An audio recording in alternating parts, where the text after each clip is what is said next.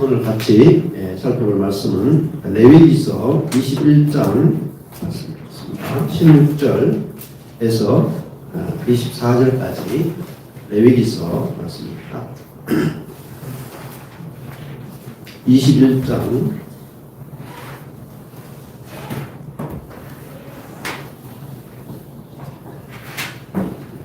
21장 16절에서 24절까지 다 같이 읽겠습니다.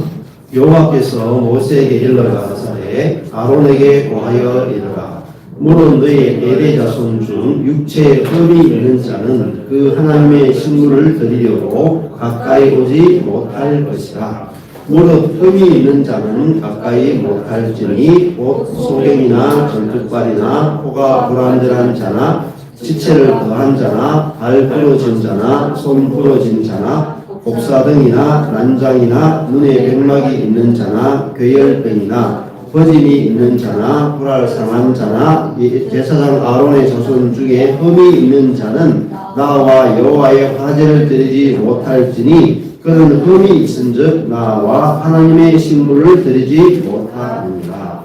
그는 하나님의 식물에 기승물이든지 성물이든지 먹을 것이나 성 안에 들어가지 못할 것이요 단에 가까이 못할지니 이는 그가 흠이 있으니라. 이와 같이 그가 나의 성소를 더럽히지 못할 것은 나는 그들을 거룩하게 하는 여호와이니라. 모세가 이대로 아론과 그 아들들과 온 이스라엘 자손에게 고하였다. 아멘. 오늘 말씀 레위기 21장 말씀입니다. 성경은 그냥 읽으면은 별거 없는 것 같고 또 쉬우면서도 어렵고 어려우면서도 쉽고 이랬어요. 표면만 읽으면은 굉장히 쉽죠. 레위기서 말씀은 하라 하지 말라는 말이 많기 때문에 읽고 나서 안 하면 되네 이러면은 끝이죠. 두 번 볼 필요가 별로 없습니다. 물론 안 하려면은 무엇을 하지 말라고 했는지를 상세하게 살펴야 되기 때문에 공부하는 게 필요하겠지만은 이 레위기에서 나오는 모든 그 행위에 관한 모든 이야기들은 사실은 그리스도를 우리에게 알려주기 위한 그 예표라고 볼 수가 있습니다. 21장에서 지금 그 아론에게 10절에 보면 아론에게 고하여 이르라. 너희 대대 자손 중이라는 말은 제사장에게 이르는 말이라는 거죠. 21장에 위에 보면은 빨간색 B로 제사장직 이렇게 되어 있어요. 21장에 보면은 제사장직에 대해서 쭉 이야기하고 있단 말입니다. 그러니까 제사장이라 하는 것은 거룩한 자죠. 하나님께서 특별히 백성들 가운데 뽑은 사람입니다. 하나님께서 하나님의 특별한 목적을 위해서 하나님께서 따로 이렇게 뽑아낸 사람들을 거룩하다고 해요. 거룩이라고 하는 것은 그들의 행위가 정결하다 이런 의미도 있겠지만은 중요한 부분은 뭐냐면은 거룩하다는 말은 하나님의 용도를 하나님의 쓰고자 하는 용도로만 분리했다는 것입니다. 그러니까 하나님의 용도로 구별한 사람들을 거룩하다고 해요. 용도가 중요하다는 거예요. 그러니까 사람은 원래 하나님이 사람을 지을 때 제사장으로 지었다. 왕 같은 제사장으로 지었습니다. 우리가 하나님은 창조주고 우리는 피조물이라고 한단 말이에요. 그러면은 피조물에 대한 뜻은 뭐냐면 창조주가 어떤 목적을 가지고 지었다는 거예요. 그러므로 우리가 우리의 인생을 볼 때 하나님의 목적을 모르면은 우리 인생은 거룩하지 못하는 것이죠. 내 인생이 괴로운 이유는 내 인생의 목적을 모르기 때문에 괴롭고 내 인생의 목적에서 빗나갔기 때문에 인생이 허무하다. 이번에도 이제 어떤 그 라디오를 잠시 들을 일이 있었는데 라디오를 들어보니까 책을 잘 써낸 사람, 아주 유명한 사람. 그러니까 인생을 사는데 돈이 없는 사람도 허무하고 돈이 많은 사람도 허무하다. 돈이 없는 사람은 돈이 없어가 허무하고 돈이 많은 사람은 다 이루었는데 허무하다. 그래서 그 허무감을 없애기 위해서 목표에 너무 집착하지 말고 과정을 중요하게 여겨야 허무감이 없어진다. 이렇게 문제를 해결한다. 그게 인문학이에요. 하는 말이 이런 거죠.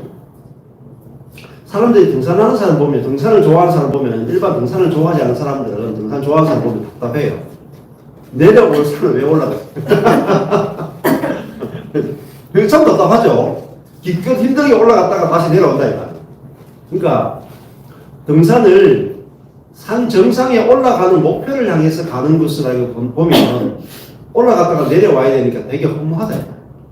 그러니까 우리 인생을 어떤 성취, 돈을 벌고 유명해지고 내가 직장에서 직급이 높아지고 다른 사람들에게 인정을 받는 거기에 성공의 목표를 두면은 성공을 할 수 있을지 몰라도 마지막에 정점을 딱 찍고 나면 내려와야 되는 길이다. 되게 허무하다. 돈을 많이 버는 것도 100억을 벌었다 치면 100억을 다 벌기 전까지는 막 힘들게 갔는데 100억을 딱 버는 순간에 되게 기분 좋다. 근데 100억 가지고 또 살아보면은 그렇게 또 완전한 만족은 안 된단 말이야. 허무하다. 그래서 이제 제시를 어떻게 하냐면은 이제 진짜 등산을 좋아하는 사람은 어떤 사람이냐면은 정상에 올라가는 기쁨보다도 가면서 옆에 있는 꽃 하나, 나무 하나, 돌 하나 보면서 과정 하나하나를 중요하게 여긴다. 그러면은 정상만 즐거운 게 아니라 올라가면서 힘든 모든 과정을 즐겁게 여기고, 그 다음에, 그 정상에서만 쉬는 게 아니고 중간중간에 쉰다는 거죠. 진짜 등산을 좋아하는 사람은 중턱에 앉아가지고 쉬고, 가다가 쉬면서 이렇게 전망을 본다는 거죠. 주변을 돌아보는 거죠. 그러니까 중간중간에 다 즐기면서 올라가는 거죠. 그게 진짜 등산을 좋아하는 사람이에요. 그 사람은 등산을 해도 힘든 게 없죠. 왜냐면은 힘들면 앉았다가 쉬면서 그 바위를 즐기고, 나무 그늘을 즐기고, 옆에 핀 꽃을 즐기니까 모든 것을 즐기기 때문에 허무함이 없다. 예. 자, 이게 인문학적 방법이죠. 그 인문학적 방법도 때로 도움이 돼요. 근데 진짜 사람이 만족은 어디서 오느냐? 목표를 성취하는 것에도 만족이 있고, 그 과정을 하나하나 즐기는 것도 만족이 있지만, 진정한 인간의 만족은 그것에 있지는 않습니다. 인간의 유일한 만족은 우리를 만드신 하나님의 목적대로 우리가 쓰임받을 때 만족이 있는 것입니다. 자, 그러니까 예를 들어가지고 이런 것도 있죠. 네. 우리가 똥이 있다고 칩시다. 똥이 있는데 똥 그 자체는 더럽다 깨끗하다가 사실은 없어요. 귀하다 천하다가 없거든요. 근데 그게 건축업자의 손에 들리면 더러운 게 되고 농부의 손에 들리면 굉장히 귀한 거름이 된다. 그러니까 우리 인생이 똥 그 자체를 가지고 똥이 뭐 목표가 중요하냐 과정이 중요하냐 안 중요하죠. 똥은 그거를 쓰는 사람에 의해서 가치가 결정되잖아요. 자, 그러니까 농부가 그 똥을 쓰면은 이게 버릴 수 없어. 너무 귀해. 요즘은 비료나 이런 게 많으니까 똥이 귀한 줄 몰랐다. 근데 우리가 어릴 때만 해도 전부 다 대한민국이 농사를 지을 때다. 농사 지을 때니까 그 농사의 소출은 거름에 의해서 결정되잖아요. 농사를 하는 거. 그래서 밭을 아주 비옥하게 만드는데 거름이 너무너무 소중한데 그 거름을 어디서 구하느냐? 사람들의 인분에서 구했다. 그래서 저도 자주 이야기했지만은 원래 이제 옛날 양반집이나 자기 집에 보면은 이렇게 딱 이렇게 사랑방이 있고 사랑방 옆에 이제 그 변소가 있어요. 야외. 그러면 손님들이 와가지고 밥을 먹고 그 집 변소에서 다 똥을 놔야 돼. 그러면은 그걸 다 모아가지고 농사에 쓰면은 아주 농사가 잘 된단 말이에요. 옛날에 그 똥오줌도 굉장히 중요한 그 선물이었어요. 그 비료가 그거밖에 없었기 때문에. 자, 우리 인생이 내가 똥이냐 된장이냐 그게 중요한 게 아니고 내가 농부를 만났느냐 요리사를 만났느냐에 따라서 내 인생이 결정되는 거죠. 이게 비밀입니다. 놀라운 비밀이죠. 내 인생이 왜 그렇게 된장을 안 가고 똥 같냐 이렇게 생각하는 사람이 있단 말이에요. 근데 그 사람의 인생이 즉각 바뀌는 것은요, 요리사에서 농부로 딱 내 주인이 바뀌면은 즉각 행복하다. 저도 그 비밀을 알게 된 거예요. 제가 인생이 딱 14년 전에 망했는데 내 인생이 왜 이렇게 똥같냐 이 생각했어요. 근데 아니, 똥을 너무나 귀하게 쓰는 하나님이라는 분을 딱 발견하니까, 이야, 내 인생이 정말 보석 같더라고요. 응? 야, 나를 쓰기 원하시는 분이 있더라고요. 이 요리사는 똥을 전혀 쓰지 않죠. 농부는 너무나 똥을 쓰는 방법을 너무너무 잘 알고 있고 지혜롭죠. 그래서 그걸 가지고 열매를 만들어낸다. 하나님은 내가 내 인생의 농부가 아니죠. 내가 내 인생의 농부가 아니고 하나님이 내 인생의 농부시다. 그리고 나를 똥으로 써서 당신이 원하시는 열매를 거두어내신다. 그러면 내 인생이 하나님이 원하시는 열매를 거두어내는 농부에게 너무너무 귀한, 없어서는 안 되는 정말 가치 있는 존재라고. 유명한 우리 권정생식이라고 하는 유명한 소설가가 있었죠. 아주 유명하죠. 권정생식. 그분의 작품 가운데 강아지 똥이라는 책이 있어요. 너무너무 유명하죠. 그 강아지 똥이 옆에 보니까 소똥이 있고 강아지 똥이 있고, 자기는 조그만 똥으로 태어났고, 옆에 보니까 소똥이 이만해.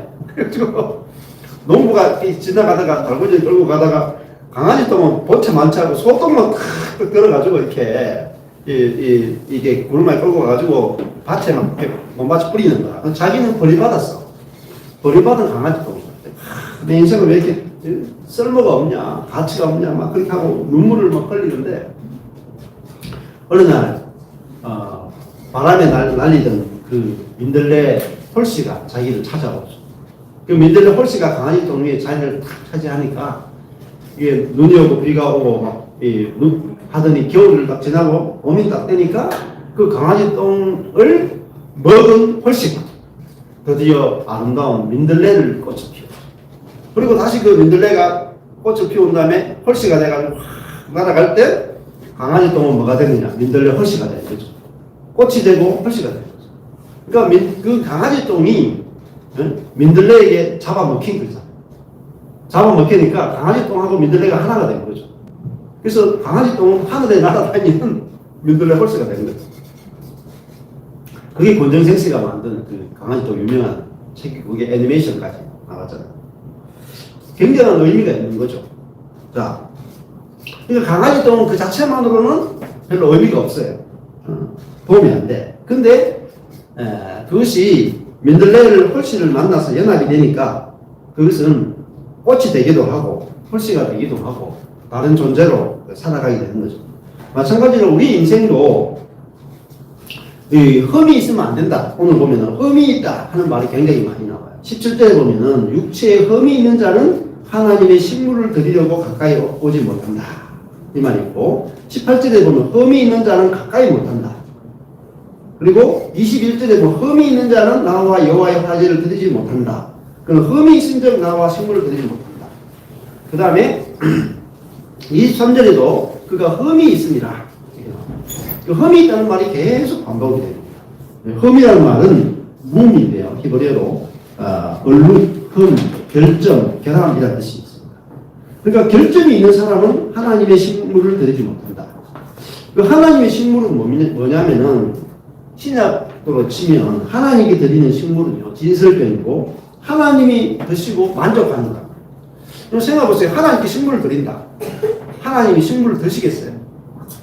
근데 하나님이 식물을 드시는 분으로 표현했단 말이에요. 영적인 분을 육적으로 표현했단 말이에요. 그럼 이걸 해석을 해줘야 돼요. 그러니까 하나님이 식물을 드시는데 흠이 있는 자가 드리는 식물은 먹지 못하고 흠이 없는 자가 드리는 식물이야 먹는다, 이 말은. 이 식물은 사실은 사람을 의미하는 거죠. 아담이냐 그리스도냐. 그러니까 우리가 아담을 드리면 하나님은 그 사람을 먹지 않는다. 맛이 없다. 하나님께 우리가 그리스도를 드리면은 하나님은 그리스도라고 하는 사람을 먹고 그 그리스도와 연합되고 그 그리스도를 통해서 자신을 표현할 수 있다. 먹는 것은 우리 속에 들어와서 내 자신이 표현되잖아요. 내가 안 좋은 음식을 먹으면은 내 자신이 병이 들고 병든 나를 표현할 거고, 좋은 음식을 먹으면은 내 건강해져서 내 건강을 표현할 거라고. 하나님이 원하시는 것은 뭐냐면은 자신을 표현할 수 있는 사람을 원하는 것입니다. 하나님이 사람을 지을 때 하나님의 형상과 모양으로 지었다는 것은 무슨 의미냐면 하나님은 자신을 표현하고 싶어 한다. 하나님이 영이시기 때문에 눈에 보이지 않죠. 그래서 영이신 하나님은 눈에 보이는 것을 통해서 자신을 표현한다. 우리가 민들레라고 하는 그 생명과 민들레 꽃의 아름다움이나 그 신비로운 것은 뭐냐면 하나님이 아름다운 분이고 하나님이 신비로운 분이라는 것을 민들레라고 하는 그 자연을 통해서 하나님 자신을 표현한다. 그런데 그것으로는 하나님 자신을 완전한 표현이 못 돼요. 하나님을 완전하게 표현할 수 있는 존재는 이 우주 속에서 가장 하나님을 온전하게 표현할 수 있는 특별한 존재는 사람이에요. 이게 사람의 가치예요.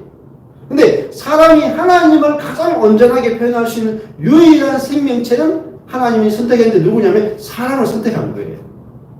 그래서 사람은 그 사람이 악하냐 선하냐 상관없어요. 사람은 모든 사람이라는 존재는 하나님에게 너무너무 소중한 존재다. 왜? 자신의 표현체이기 때문에. 이게 하나님의 사랑이라고.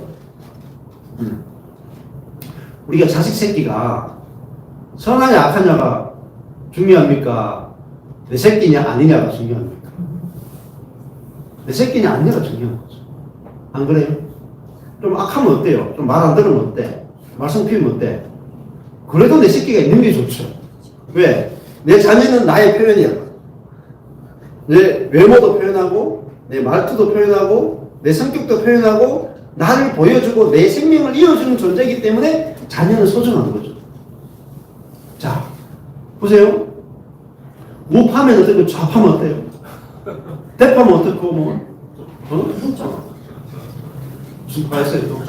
쪽파면 어때요? 사람을 좌파냐 우파냐 나누는 것은 율법이다. 좌파면 가치 없고 우파면 가치 있다. 혹은 우파면 가치 없고 좌파면 가치 있다. 그게 뭐예요? 그게 바로 흠이 있는 거예요. 사람을 율법을 가지고 따지는 것. 그 자체가 흠이 있다. 하나님이 필요로 하는 것은요, 그 존재라고. 사람이라는 존재를 하나님께서 너무너무 소중하다. 왜? 자신의 표현치기 때문에. 자신을 표현할 수 있기 때문에. 자, 그럼 뭐 오토답게 가는 사람이 있잖아요. 이렇게 여기 몸밖에 없는 사람. 요즘 팔하고 다리가 없죠. 팔과 다리가 없는 오토답게는 자신을 표현하고 싶은데 요 머리하고 입으로 이렇게밖에 표현 못해. 팔로 표현하고 다리로 표현하고 싶은데 표현 못하죠. 그럼 오토답게 얼마나 불편하겠어요. 자신을 표현할 수 다 표현 못하는 것 자체가. 그리고 뭐 이렇게 있는 사람 있죠. 굉장히 머리 똑똑한 사람 누구예요? 세계적인 호킹. 스티븐 호킹입니까? 네. 그 사람도 자기 머리는 막 굉장히 똑똑한데 자기 몸을 마음대로 못하잖아. 그러니까 얼마나 똑똑하겠어요. 자기를 막 몸으로 표현하고 싶은데 몸으로 표현 못해. 그래가지고 그 인생에 보면 부부관계에 굉장히 불행한 일이 있었죠. 자기 몸으로 자기를 표현 못하니까 아내를 사랑하는 방법이 없는 거죠. 그러니까 너무나 답답하다. 여러분, 하나님은 영이시다. 영이신데 하나님은 자신을 사람이라고 하는 몸을 통해서 사람이라는 존재를 통해서 자신을 표현하고 싶은데 자신을 온전하게 표현할 수 있는 도구가 없는 거야. 마치 하나님이 자연물이라고 하는 것은 그냥 오토답게와 똑같아. 자신을 삼사히 표현 못하는 거죠. 근데 사람은 하나님의 마음, 하나님의 사랑, 하나님의 은혜, 하나님의 오래 참음, 하나님의 자비, 하나님의 모든 성품을 다 표현할 수 있는 존재가 뭐냐? 사람이에요. 그러니까 하나님이 가장 원하는 것은 뭐냐면 제사장이다. 제사장은 뭐냐면 하나님과 가까이 할 수 있다. 그러니까 가까이 하지 못한다. 가까이 한다. 하나님께 신물을 드릴 수 있다. 이게 뭐죠? 친하다는 거예요. 제사장은 하나님을 모든 사람에게 사람인데 하나님과 가까이 있으면서 사람을 하나님이 어떤 분인지 보여주는 존재가 뭐냐? 제사장. 그러니까 우리를 왕 같은 제사장이라고 하는 게 뭐냐면은 우리는 내 자신의 표현체가 아니고 하나님을 표현하는 존재로 취급받아요. 얼마나 놀랍습니까? 이게 바로 하나님의 사랑이에요. 수많은 사람들이, 저도 마찬가지였어요. 있는 교회가 그리스도가 없는 교회라. 충격적이죠. 여기 마이클 호튼의 책이 충격적인 거예요.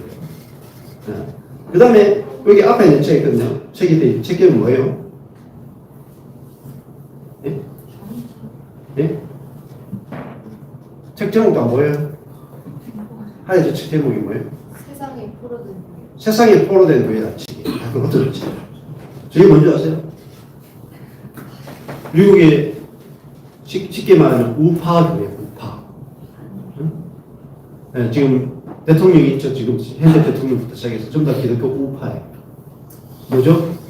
세상의 변혁을 외친다. 기독교적인 가치를 가지고 미국을 기독교로 바꿔야 돼요. 그게 뭐냐면은 교회가 율법화돼요.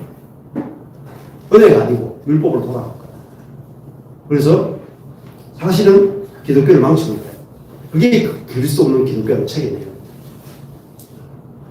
교회는 말씀과 섭리의 은혜의 방편이라고 해요. 은혜의 방편을 말씀과 섭리라고 해요. 그러니까 말씀은 뭐만 전해야 되냐? 은혜만 전해야 돼. 섭리도 은혜만 전해야 돼. 은혜 외에 방법이 없어요. 여러분, 예수 그리스도 외에 사람의 존재를 바꿀 수 없어요. 세상의 문제는 정치의 문제가 아니에요. 세상의 문제는 공산주의가 문제도 아니고 자본주의도 문제도 아니고 민주주의도 문제도 아니고 세상의 문제는 사람의 문제입니다. 사람의 문제예요. 근데 이 사람의 문제와 사람의 문제는 은혜의 방편인 말씀과 은혜의 방편인 성례를 통해서만 변화될 수 있고 고쳐질 수 있지. 우리 액션을 통해서는 절대 고쳐질 수 없어요. 우리 보고 액션을 취해라. 율법이에요. 우리 액션으로 세상을 바꿀 수 있다. 거짓말입니다. 사탄의 거짓말입니다. 오직 그리스도를 통해서만 사람은 구원을 받고 오직 그리스도를 통해서만 하나님 나라가 건설되고 오직 그리스도를 통해서만 우리는 하나님 나라를 누릴 수 있습니다. 자, 여기서 벗어나게 하는 것이 바로 율법주의입니다. 그래서 이렇게 말해요. 말했더니 우리는 빛과 소금으로서 살아갈 뿐 기독교 왕국이라는 환상을 좇지 않는다. 우리는 유토피아를 꿈꾸지도 않고 그렇다고 해서 수동적인 태도만을 취하지 않는다. 그리스도는 자신의 교회를 세우고 계시고 은혜의 방편인 말씀과 성례를 통해서 교회를 세우고 계시고 우리는 그리스도 안에서 하나님의 은혜를 통해 나라를 받는다. 우리가 하나님 나라를 건설해야 되는 게 아니에요. 좀 문제 아세요? 탄핵이냐 탄핵 아니냐의 문제는 우리가 하나님 나라를 이 땅에 세워야 된다. 이거 같은 거예요. 아니에요. 하나님 나라를 우리가 세우는 게 아니고 하나님 나라는 말씀과 성례를 통해서 받는 거예요. 하나님 나라가 임하는 거지. 우리가 하나님 나라를 건설하는 게 아니라 하나님 나라를 우리가 건설할 수 있다면 하나님이 왜 필요하겠어요? 우리가 해버리지. 그거야말로 복음을 대적하는 것입니다. 그게 흠이 있다고. 이게 아담이라고. 사람은 하나님의 표현체라고. 하나님이 우리 속에 들어오셔가지고 우리 스스로 할 수 있다라고 하는 그 사람이 죽고 하나님 저는 할 수 없어요. 하나님만이 내 속에 들어오셔가지고 하나님이 나를 통해서 나타나셔야만 관계가 회복된다. 그게 뭐죠? 가까이 할 수 있다. 자, 가까이 제사장이 하나님께 가까이 가려면 흠이 없어야 된다. 자, 그건 마찬가지입니다. 여러분, 하나님을 가까이 하는 거나 사람을 가까이 하는 거나 똑같아요. 여기 보면은 하나님을 가까이 할 수 없는 사람과 또 사람을 가까이 할 수 없는 사람에 대해서 나와요. 18절 보시면 흠이 있는 사람이죠. 흠이 있는 사람은 하나님 가까이 못해요. 그 말은 사람도 가까이 못한다는 거예요. 첫 번째가 뭡니까? 소경이에요. 소경은 뭐냐면은 소경은 하나님을 섬길 수 없죠. 눈이 이렇게 어두운데 어떻게 섬기겠어요? 뭐가 뭔지도 모르는데. 마찬가지요. 사람을 섬기는 것도 내가 눈이 어두우면 사람을 섬길 수가 없어. 그러니까 1번이 뭐냐면 흠이 있는 사람 1번이 소경입니다. 소경은 뭐냐면은 영적인 것을 보지 못하는 거예요. 복음과 율법을 갈려내지 못하는 사람. 그래서 눈이 밝은 것이 가장 중요해요. 눈이 밝다는 것은 가장 중요한 것이 사람이 해야 하는 일과 하나님이 하는 일을 구분하는 거예요. 하나님이 하시는 일, 그 복음이라는 거예요. 그걸 우리가 의지하는 거죠. 그렇죠. 대한민국이나 미국이나 어떤 나라는 하나님이 하셔야 되는 거죠. 우리가 해야 될 일이 있는 게 아니라. 그걸 갈라내서 볼 수 있는 것이 바로 눈뜬자라는 거죠. 소경에서 소경은 눈이 어둡기 때문에 모든 문제가 다 와요. 눈만 밝아지면 없어져요. 참 재밌어요. 요한복음에 보면은 7가지 표적 중에 6번째 표적이 남에서 소경된 자. 소경을 잠시 생각을 해봤거든요. 소경은요, 눈 어두운 거 외에 다 정상이야. 맞죠? 소경은 눈 어두운 거 외에 다 정상이야. 그러니까 모든 기능을 다 쓸 수 있어. 근데 눈만 어두워. 눈이 어두우니까 아무것도 못 쓰는 거야.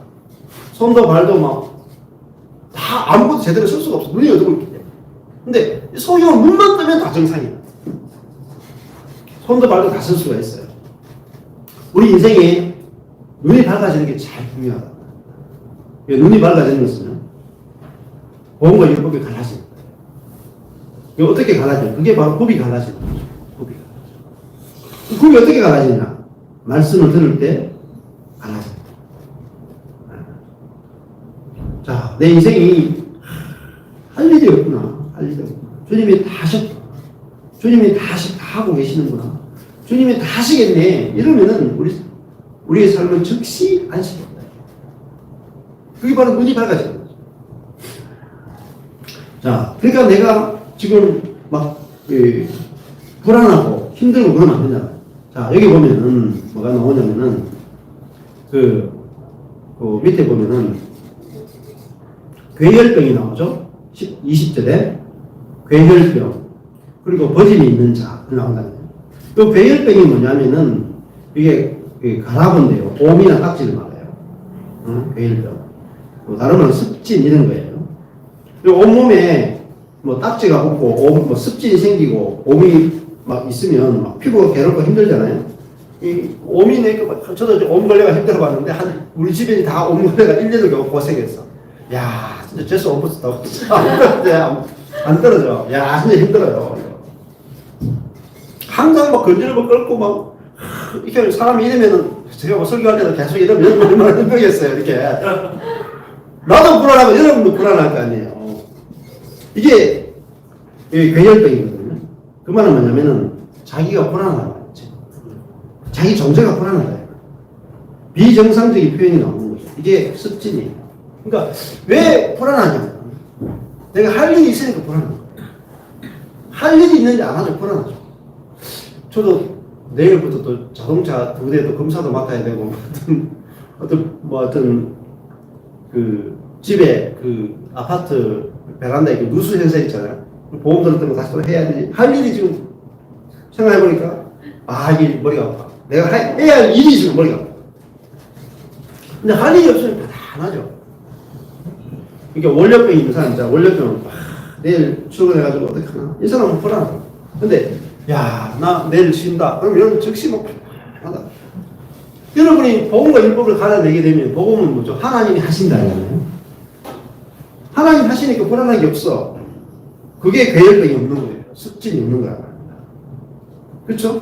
근데 이번에 막 윤 대통령이 막 탄핵 될 거냐 말 거냐 막 거기에 막 목을 메고 있으면 습진이 생긴다. 몸이 생긴다. 몸에 가렸단 말이야. 힘들단 말이야. 그게 하나님께 가까이 가는 거예요. 그 사람 옆에 가고 싶지도 않아. 불안한 사람 옆에 가고 싶어요. 괴로운 사람 옆에 가고 싶어요. 앞에 안 가고 싶다니까. 어떤 사람 옆에 가고 싶어요? 보이면 봐도 편안한 사람. 내가 지금 불안한데 사람 옆에 가면 나도 편안해지겠다. 그럼 그 사람 옆에 간다 이거야.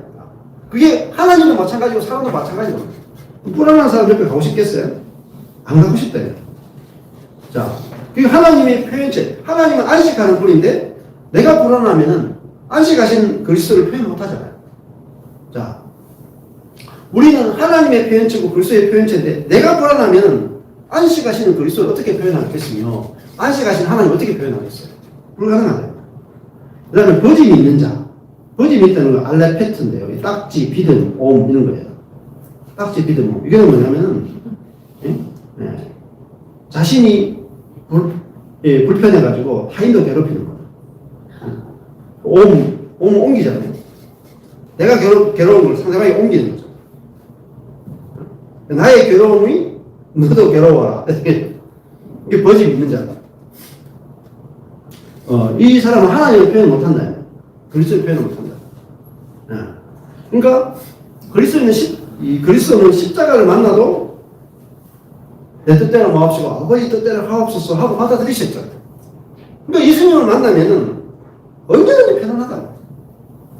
그분이 안식, 그분이 평안이 내게 흘러온다. 근데 버집 있는 자는 만나면 저 사람의 불안이, 저 사람의 힘든 것이, 저 사람의 우울이, 저 사람의 괴로움이 내한테 전염될 것 같아. 옆에 안 가고 싶다. 응?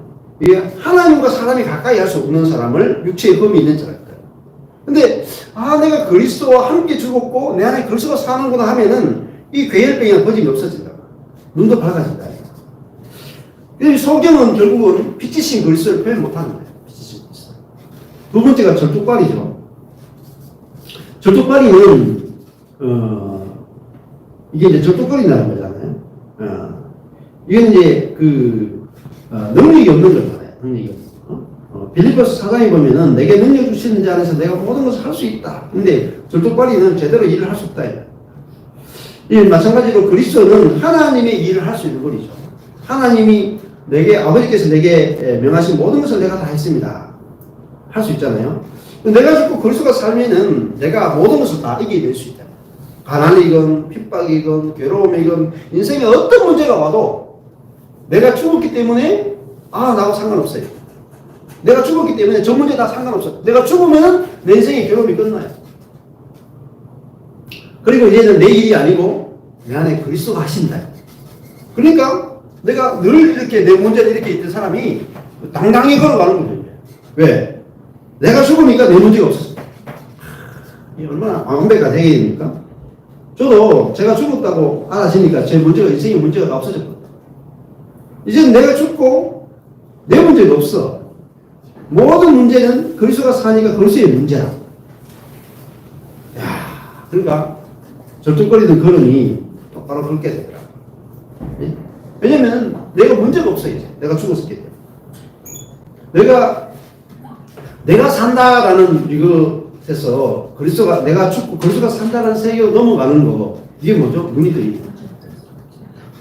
세 번째가 코가 불완전한다죠. 납작코를 말합니다. 납작코는 하나님을 섬길 수 없다. 하는 것은요, 이거는 그리스도는 이제 그 냄새를 잘 맡는다. 우리가 코는 정상적인 코는 냄새를 잘 맡죠. 근데 코에 문제가 생기면 냄새를 못 맡잖아요. 그건 뭐냐면은 하늘의 것에 대해서, 하나님에 대해서 이 감각이 있느냐 없느냐 하는 거죠. 하늘의 것을, 하늘의 향기를 맡을 수 있느냐 없느냐, 영의 향기를 맡을 수 있느냐 없느냐, 이게 바로 납작코라고 합니다. 자, 그러니까 내가 그리스도와 함께 죽었다 해야 우리가 부활의 향기를 맡을 수 있어요. 그리스도의 향기를 맡을 수 있단 말이에요. 내가 살아있다라고 생각하는 사람은 영의 향기를 맡을 수 없다. 늘 자아 세계 안에 머무르게 되는 거죠. 그 다음에 네 번째, 지체가 더한 자가 나오죠. 이 지체가 더하다는 말은 히브리어로 사람인데요. 이게 뭐냐면 뻗다, 늘어지다. 그러니까 지체가 이렇게 커지는 거죠. 손가락이 이 비정상적으로 커지다거나 다리가 빈서로 길다거나 이런 것들을 말할 수 있습니다. 그러니까 지체가 더한 자라는 말은 뭐 손가락이 좀 더 많아질 수도 있고 육손이 같은 것도 있잖아요. 그것은 뭐냐면은 우리가 더한 것도 그리스도의 온전한 표현이 못 된다. 하나님 주신 분량의 한계 안에 머물러야 하나님을 표현할 수 있는 거죠. 그 지체를 더한 자라는 게 뭐냐면 자기 자랑이 심한 자라지. 자기 자랑이 심한 자. 자기를 자랑하다 보니까 정작 그리스도를 표현하지 못하는 자가 바로 지체가 더한 자죠. 자, 이것도 심각한 문제죠. 결국은 자기를 표현해버린다. 만약에 육손이 있어 보세요. 우리 어릴 때 육손이 있었거든요. 요즘은 이제 수술로 다 없앨 수 있는데 옛날에는 수술이 안 돼가지고 육손이 육발이 이게 많았거든요. 심지어 이렇게 보면 한 개 더 있어. 요즘이면 수술을 다 하는데 옛날에는 이 수술을 못 했거든요. 그리고 육손은 보세요. 이 손가락, 손을 딱 꽂아마자 손가락 6개 바로 보이잖아요. 그러니까 손가락 6개인 걸 표현한단 말이에요. 손가락이 5개면은 다 똑같잖아요. 손가락 5개인 사람은 자기를 표현 못해. 6개인 사람은 6개인 걸 딱 저절로 딱 표현되잖아. 우리도 우리 자신의 더 두드러진 것, 탁월한 것, 능력이 있는 것, 어떤 것을 자꾸 표현하고 싶어 하는 게 뭐냐, 그게 자아란 말이에요. 근데 사도 바울은 자신의 분량의 한계를 넘어서지 않았다. 이렇게 고백을 해요. 그 말은 뭐죠? 우리는 다 하나님의 은혜로 된 것이지, 우리 어따로 된 것이 없다. 자, 19제 보면 발 부러진 자와 손 부러진 자가 나와요. 예. 이건 발이 파괴되고 손이 파괴된 자라고 볼 수가 있습니다. 예. 자, 그러니까, 이 발과 손은 결국은 완전하신 그리스도를 표현하지 못하게 만드는 거죠. 예. 그래서 이 발과 손이 뭔가 표현하고 일하는데 정말 중요하잖아요. 그런데 발과 손이 부러지면은 우리 자신을 온전하게 표현 못하는 것처럼 그리스도를 온전하게 표현하지 못하는 사람을 보여주고 있습니다. 그 다음에 곱사등이가 나와요. 20절에. 곱사등이 우리 어릴 때 보면 곱사등이 많았잖아요. 이렇게 꼬부라지잖아요. 늙으면 이렇게 꼬부라지기도 하잖아요. 곱사등이는 뭐냐면은 그냥 딱 보면은 땅만 이렇게 보다가 하늘 이렇게 못 봐요. 잘 이렇게.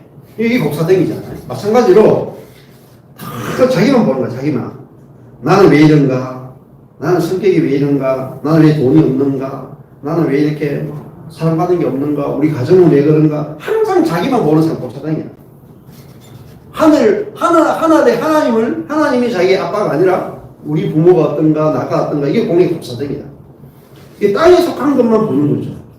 우리가 말씀에도 봤잖아요. 예. 그 위의 것을 보고 땅의 것을 보지 말라. 그렇게 되잖아요. 근데 그리스도는 자신을 보지 않고 하늘에 계신 아버지를 알아봤다. 그것이 바로 온전한 사람이라고 볼 수 있겠죠. 그 다음에 난장이가 나왔어요. 난장이는 생명이 자라지 못한 사람입니다. 생명은 있는데 자라지 못한다. 우리도 마찬가지죠. 우리 안에 그리스도가 계시는데 우리가 생명이 자라지 않으면은 난장이가 될 수밖에 없는 거죠. 그래서 생명이 자라려면 그리스도를 아는 것과 믿는 것이 하나가 되어서 교회 안에서 자라게 됩니다. 우리의 생명이 자라야 돼요. 근데 자라는 것은 결국은 교회와 말씀을 통해서 우리는 생명이 공급되는 만큼 그리스도를 알고 믿는 것에서 계속 자라게 돼요. 자, 그러니까 교회와 말씀을 떠나면 자라지 않습니다. 그 다음에 눈에 백막이 있는 자가 눈에 백막이 있다. 이것을 희미하게 봅니다. 눈에 백막이 있으면 희미하잖아요. 마찬가지로 우리도 복음에 대해서 희미한 데서 벗어나야 돼요. 마가복음 8장에 보면은 베세다 소경 이야기가 나와요. 소경인데 이 사람 눈이 어두우니까 인생이 얼마나 괴롭겠어요. 모든 괴로움은 눈의 어둠에서 왔다. 그래서 예수님이 가셔가 소경에다가 눈에다가 침을 뱉고 그래서 마을 밖으로 딱 끌어내가지고 이제 안수하고 뭐가 보이느냐 하니까 그 사람이 하는 말이 뭔가 나무 같은 것이 이렇게 돌아다니는 게 보입니다. 처음에 그렇게 말해요. 한 번 더 안수하니까 모든 것이 밝게 보였다. 이렇게. 그러니까 한 번에 안수로 되지 않고 두 번에 필요했잖아요. 마찬가지로 우리도 마찬가지로 복음도 한 번 들어가지고 희미할 수 있다. 뭔가 보긴 봤는데 흐릿해. 이게 사람인지 나무인지 분명하지 않아. 그러니까 복음도요. 다시 반복해서 들을 때 너무 선명하게 딱 보여지는 게 중요하다. 그 보여지면은 우리는 하나님이 쓰실 수 있는 그런 제사장으로 쓰임받게 되는 거죠. 자, 그 다음에 괴혈병하고 번이 있는 자 있고요. 그 다음에 불알 상한 자가 나와요. 이거는 이제 음낭이 상한 자죠. 그 말은 뭐냐면 생산력이 없는 사람. 생명이신 그리스도를 누리지 못하죠. 내가 내 안에 계신 생명이신 그리스도를 누려야 내게 생명이 해사된다. 근데 내 안에서도 누림이 작고 심지어 나오는 것은 거의 없다. 그게 바로 음란이 상한 자라. 그래서 이 사람은 하나님께 합당하지 못하다. 하나님이 그리스도를 온전하게 표현할 수 없다 이 말이에요. 자, 이렇게 오늘 이렇게 18절, 19절, 20절 한 절 한 절을 모든 것이 뭘 말하느냐면은 이 아담의 표현이에요. 아담은 이런 자다. 아담은 하나님을 표현하는데 흐릿하게 표현하고, 그리고 자기를 표현하는데 너무나 밝고, 그러다 보니까 자기 안에 있는 생명은 자라지 않고, 그러다 보니까 자기 인생이 너무 고통스럽고, 허무하고, 그렇게 인생을 살아가는 자죠. 근데 하나님은 우리를 이런 자에서 건져서 그리스도와 함께 죽고 그리스도와 함께 부활시켜서 하나님을 표현할 수 있는 영광스러운 사람으로 왕같은 제사장으로 우리를 만드셨다. 그래서 흠이 없어져야 된다. 결국 그 흠이라 하는 것은 하나님을 표현하지 못하도록 가로막고 있는 그런 모든 자아의 선과 악을 보여주고 있습니다. 자, 그래서 죽어야만 우리가 표현체가 되죠. 내 자아가 선한 것이건 악한 것이건 통으로 죽어야 돼요. 그래야 표현체가 될 수가 있습니다. 자, 그래서 여기 이제 우리도 드라마나 이런 걸 많이 보잖아요. 드라마를 보면은 연기자가 나오죠. 근데 좋은 연기자는 어떤 연기자가 좋은 연기자일까요? 연기자는 자기를 표현하는 방식. 어릴 때 교회에서 뭐 동방박사 그것도 해보고 뒤에서 있는 군병도 해보고 선극할 때 해봤거든요. 근데 참 쉽지 않더라고요. 이 연기를 잘하는 사람은 자기 역할을 맡으면은 어떤 데는 그 살인자 역할을 맡을 수도 있죠. 근데 연기자가 살인자 역할을 맡았는데 어떻게 살인하냐고. 나는 착한 사람이라고. 나는 뭐 벌레 한 마리 못 잡는다. 그러면서 연기자가 벌레 한 마리 못 잡는데 사람을 어떻게 죽입니까? 내가 진짜 이 살인자 연기 도저히 못하겠어요. 그러면 연기하면 안 돼. 연기자는 자기를 표현하면 안 되거든. 주어진 역할을 표현할 수 있는 게 연기자잖아요. 마찬가지입니다. 우리 인생도 어디서 망하냐면은, 우리 인생은 하나님의 형상과 모양으로 하나님을 표현하는 데 있어 온전하게 될 거예요. 내가 나를 표현하고 싶은 이게 가짜구나. 이게 속은 거구나. 알면, 이제까지 나를 표현하려고 살다 보니까 내가 인생이 이렇게 망가졌구나. 그게 선할 거거든요. 자, 생각해보세요. 내 기질대로 살다가 망했지 않습니까? 내 성격대로 살다가, 응? 근데 그래도 다른 사람보다 더 똑똑한데? 아무 소용없습니다. 오늘 아침에 제가 전화 받았거든요. 그 마이클 허튼의 그리스도 없는 기독교 있죠? 번역한 사람. 우리 아는 자매 가족이 그 그리스도 없는 기독교라는 책을 번역한 목사입니다. 야, 이런 인연이 있나? 놀랍죠? 여러분, 사람을 보내는 똑똑하냐, 똑똑하지 못하느냐, 스카이 나오느냐, 전문대 나오느냐, 남자냐, 여자냐, 종이냐, 자주자냐, 선하냐, 악하냐, 거기에 전혀 상관이 없습니다.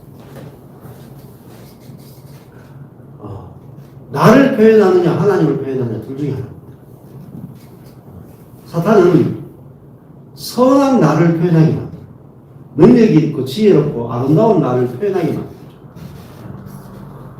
그래서 정작 중요한 하나님의 표현체를 잊어버리게 만듭니다. 그래서 어떻게 하면 내 자신이 성공할 수 있고 내 자신이 아름답게 될 수 있는가. 사탄이 인간에게 먹게 한 선악과는 어떻게 보면 되게 좋은 거예요. 하와가 선악과 먹을 때 왜 먹었습니까? 와음직하고 먹음직하고 지혜롭게 할 만큼 탐스럽고 좋은 거 먹었어요. 좋은 거 먹었는데 죽었다 했다. 그 말은 무슨 말이겠어요? 우리도 좋은 거 먹을 때마다 죽는다. 여기 보면은 보기에 선하고 이렇게 돼 있어요. 보기에 선하고. 보기에 선해서 먹었다. 선한 것이 내 인생을 망쳤다. 우리는 선을 먹는 게 아니고 생명을 먹어야 돼. 나는 선하다. 얼마나 좋아요. 나는 옳다. 얼마나 좋아요. 좌파든 우파든 좌파가 옳다. 얼마나 좋아요. 우파가 옳다. 얼마나 좋아요. 내가 옳으면 상대방 죽이게 돼 있어요.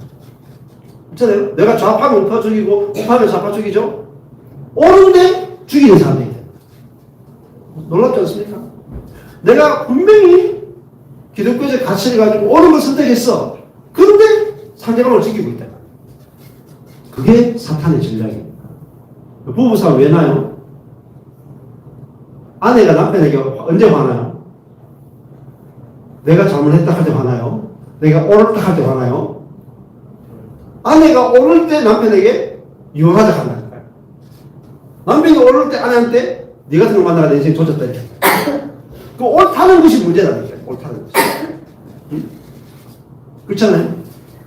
옳은 것이 중요한 것이 아니고 사랑하는 게 중요한 거죠.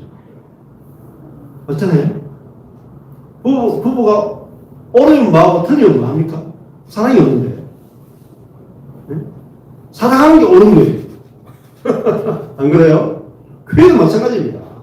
옳은 것을 사랑하는 거예요. 사랑하는 것이 옳아요. 그게 십자가예요.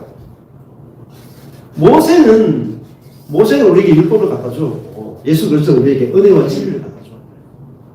은혜는 뭡니까? 은혜가 곧 진리고 진리가 곧 은혜예요. 은혜는 뭐죠? 죄인을 죽이는 것이 아니라 죄인을 살리는 거예요. 율법은 뭐죠? 죄인을 죽여야 돼요. 우파 좌파 정치는 뭐죠? 죄인을 죽여야 돼요. 이게 우파 좌파. 십자가는 뭐죠? 죄인을 살려야 돼요. 십자가. 이게 은혜라는 겁니다. 은혜도 모르는데 복음을 안다고 설친다. 더 죽여요, 교회를. 응? 은혜는 죄가 더한 것에 은혜가 더하죠. 율법은 죄가 더한 것에 심판이 더하단 말입니다. 어디서 우파 좌파해요? 응? 그게 하나님을 대적하는 건데, 십자가를 대적하는 건데, 만약에 율법을 가지고 따지면 우파가 좌파가 다 죽어야 돼요. 하나님은 죄를 하나도 못 보신다. 흠이 전혀 없는 분이다. 내가 우파라고 내가 탐욕만 가지고 다 죽어야 돼요. 그것으로 세상이 구원되지 않습니다. 오직 은혜로만 세상은 구원이 돼요. 우리 인생도 오직 은혜로만 안식이 되고 오직 은혜로만 사람이 살아날 수 있지 다른 것으로는 절대 벗어나요. 마지막에 말씀 보십시오. 나는 그들을 거룩하게 하는 여호와. 거룩하게. 하나님은 우리 속에 들어와야 하나님이 우리를 거룩하게 만드신다. 그게 진짜 거룩이죠. 우리가 착하게 사는 게 거룩이 아니고 하나님 거룩하신 분이 우리 속에 들어와서 거룩한 성령이 우리 안에 들어와야 진짜 거룩이 나오죠. 진짜 구별되게 나오죠. 진짜 온전하게 나오죠. 그래서 디모데후서 3장에도 보면은 하나님의 말씀은 좌우의 낯은 어떤 것보다도 예리하고 그 말씀이 우리로 하여 의로 교육하기에 유익하고 그 말씀이 우리를 온전한 사람이 되게 하고 선을 행하기에 온전하게 한다 이렇게 됩니다. 그 디모데후서에서 말하는 그 말씀이 뭐냐면 그 복음이다. 복음과 함께 고난을 받아라. 복음만이 우리를 온전하게 합니다. 날마다 우리를 씻어주고요. 근데 어떤 다른 방법으로도 통하지 않습니다. 그래서 우리가 교회 안에서 은혜의 말씀을 듣고 그 은혜의 말씀으로 교제할 때 그 교회를 통해서 세상을 구원하는 것입니다. 그래서 우리가 세상을 선과 악으로 하는데 개인적으로는 왜냐면 정치적으로 어느 쪽을 선택하거나 할 수 있어요. 그러나 교회에서 가장 중요한 것은 교회의 표지. 교회의 표지는 좌파냐 우파냐가 아니고 말씀과 성례라고 하는 은혜의 표지. 교회는 이걸 다 들고 나가요. 말씀과 성례. 이것이 교회의 표대예요. 표대. 나이키 하면 그렇잖아요. 요것만 딱 보면 나이키죠. 요거 없으면 나이키 아니라. 은혜와 은혜. 교회 그러면 은혜 보인다. 은혜. 내가 살려면 교회에 가야 되겠다. 예를 들면 가난한 남편이 있어. 뭐 아내한테는 죽음이야, 자식들한테. 근데 교회 가면 살겠다. 교회 다녀와서 교회 재단불을 다 접는 거야. 그게 은혜란 말이야. 도피성이란 말이야. 죄인들이 살 곳은 은혜밖에 없다. 이거. 근데 은혜를 전해야 되는 교회가 율법을 전하고 있어야 되겠어요? 세상과 똑같아지는 거야. 세상이 왜 힘든가요? 밖에서 힘든가요? 은혜가 없어 힘들죠. 안 그래요? 세상에도 선이 있어요. 세상이 얼마나 선한데요? 악만 있는 줄 아십니까? 세상에 효자가 얼마나 많고, 무지하는 사람이 얼마나 많고, 남들 배려하는 사람이 얼마나 많고, 우리 자연경차, 저는 우리 자연만 보더라도, 우리 자연만큼 선한 기독교인을 본 적이 없어요. 교회 안 다니는데. 우리 둘째 자연은요, 자기 인생을요, 가족들 위해서 돈, 직업이요, 회사에서 중직을 맡고 있고, 그 다음에 새벽 되면은 신문 옮기는 거 하고, 직업이요, 한 2개, 3개 돼가 일생을 살았어요. 이제 어버로 장인하고 은퇴했거든요. 근데 장인이 마지막으로 뭐라 하냐면은, 한마디로 이렇게 얘기하더라고요. 딱 가족끼리 모였는데, 내가 나를 위해 살았으면 나는 성공했을 것이다. 오늘 많이 벌었을 것이다. 근데 나는 가족이 중요하기 때문에 내가 성공하지 못했다. 진짜예요. 자기 동생 기독교인이거든요. 동생이 돈을 딱 하니까 동생한테 돈 다 줘. 우리 셋째 자연 공장한테 돈 없으니까 거기에 돈도 다 줘. 돈 벌어가지고 자기 형제를 돌보는데 돈 다 써. 어떻게 돈 이제 자기 뭐라 그러면 이제 내 인생은 이제 저보다 저하고 10살 차이 나요. 근데 앞으로 이제 강건하니까 10년밖에 못 산다. 근데 내가 남은 요 이제 군위에 있는 땅, 요 천평대에 요거 이제 밭 하나 사놨는데 요것도 형제들 위해서 다 나누겠다. 그리고 80대면 이제 나는 죽을 거다. 그렇지만 우리 형제들끼리 요 가지고 같이 살다가 죽자. 멋있게 같이 노후를 같이 살다가 죽자. 교회 안 다녀요. 교회 안 다녀 이렇게 멋있게 산다니까요. 세상이 얼마나 선해요. 그러니까 자연은 은혜가 별로 필요 없어. 우리 나오남매 중에 제일 선해. 저보다 더 선해. 그런데 그 선은 진짜 만족을 못하더라고요. 기독교는 선한 종교가 아니고 은혜의 종교예요. 그래서 이 은혜 안에서 우리 다 약하잖아요. 다 잘 넘어지잖아요. 그런데 무슨 율법이 필요하겠어요? 우리에게 다 은혜만 필요하겠습니다. 기도하겠습니다. 하나님 아버지, 하나님이 지성소에서 율법으로 우리를 다스리는 우리가 다 죽을 수밖에 없는데 하나님께서 하나님의 보좌에서 복음으로 은혜로 우리를 영원히 통치하겠다고 말씀하시고 너무 감사합니다. 하나님께서 교회를 은혜의 대상으로 세우시고 은혜로 다스리시고 그 은혜를 통해서 우리 인생을 다 통치하실 때 교회가 하나님의 은혜를 표현하는 영광스러운 보석으로 온 세상에 드러날 것입니다. 하나님은 이제 예수 그리스도 안에서 우리를 다스리시고 예수 그리스도를 통해서 당신을 표현하심을 인해서 감사합니다. 율법이 아니라 예수 그리스도를 통해서 당신이 얼마나 은혜스러운 분이신지를 우리에게 드러내심으로 온 땅이 당신의 은혜에 감격되어서 그 은혜에 굴복될 수 있도록 은혜로만 우리를 다스려 주신 당신의 놀라운 은혜를 인해서 감사합니다. 올 한 해 동안에도 우리가 당신의 은혜를 깊이 알게 하시고 은혜를 먹고 누리는 한 해가 되도록 은혜를 주옵소서. 지금은 우리 주 예수 그리스도의 은혜와 하나님의 사랑하심과 성령님의 교통하심이 모든 성도들 머리 위에 영원토록 함께 계실지어다. 아멘.